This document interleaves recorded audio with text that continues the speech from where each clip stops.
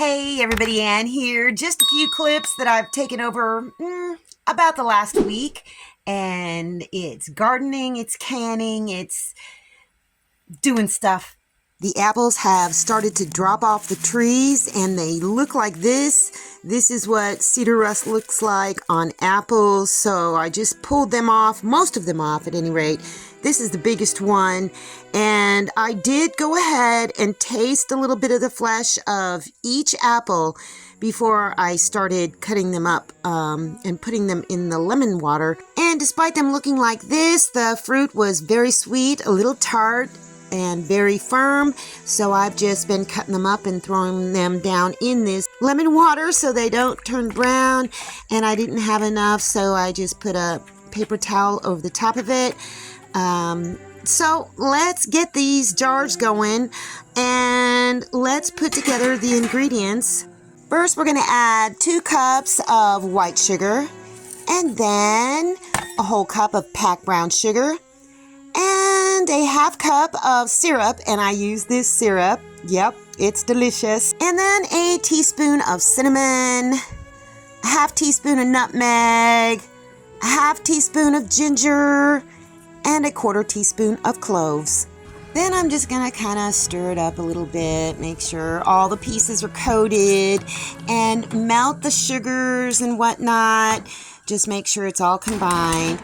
And then I'm going to put the lid on and bring it up to a boil. Then I'm going to simmer it for about 10 minutes on medium heat. Yeah, about medium heat.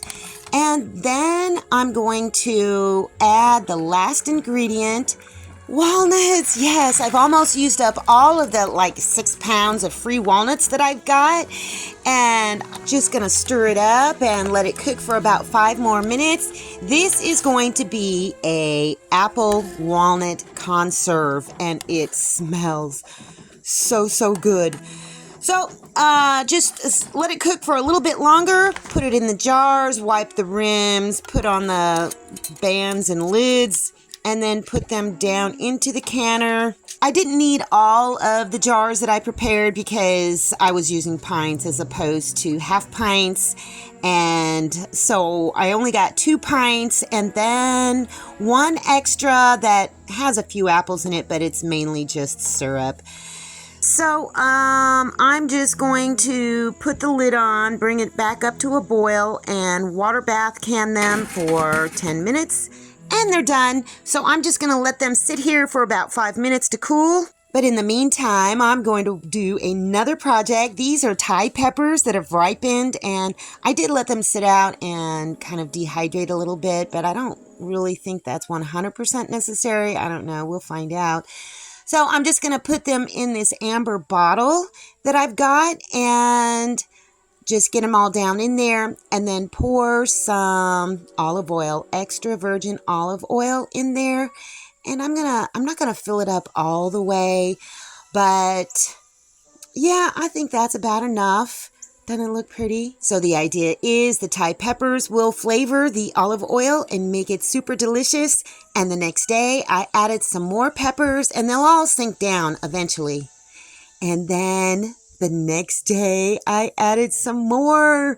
Yes, plenty of peppers. I'm not sure how much peppers I'm going to put in there, but we'll wait and see today after I harvest more.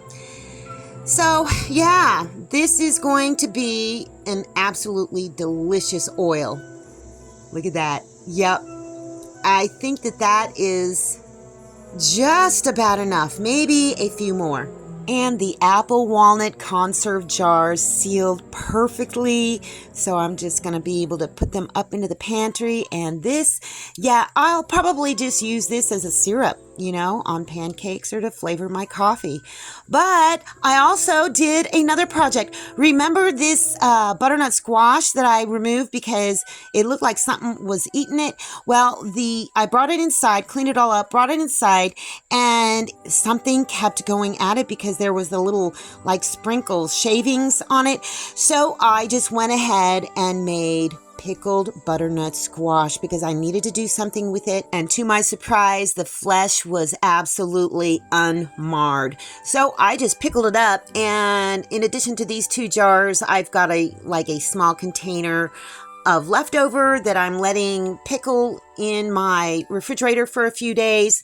So I'm not going to share the recipe with you until I know that this is, a good flavor for butternut squash. So I'll let you know in a few days. I've been breaking down my garden and the tomato plants are basically dead, as well as the zucchini. So I just pulled off whatever was on the plants and put them in the compost. I'm still leaving the butternut squash even though the vines are dying. There's a big one right there. I could probably harvest it anytime, but there's a new one. Oh my gosh, I cannot believe. And over here in this bed by the chicken coop, there's 2 there, but also I did not know this. There's a new one right there. Oh my gosh, and another one.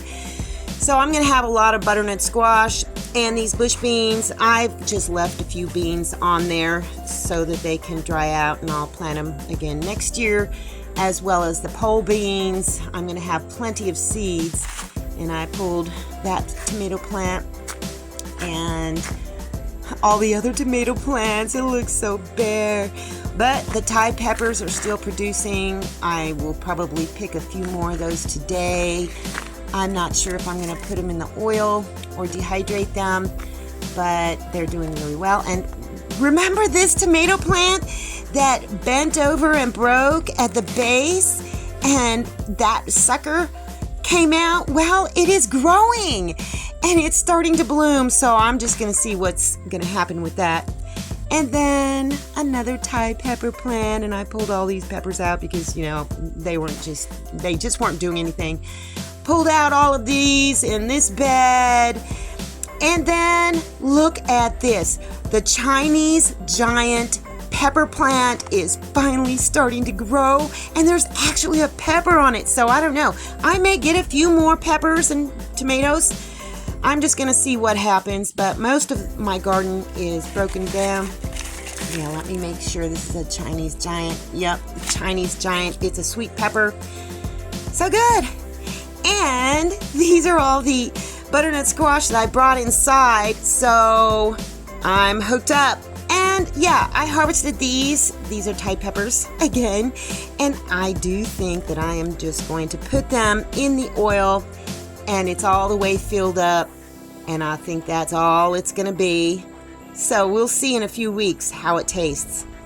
And last but not least, I have started water glassing eggs. Yep, I'm going to do another container just like this. And so I'll have eggs over the winter. So many canning and preserving projects over the last few days. It truly brings me comfort. It keeps my mind occupied. So I just really need that right now. So I'm just going to keep doing it. That's all I got for you guys today. See you in the next video.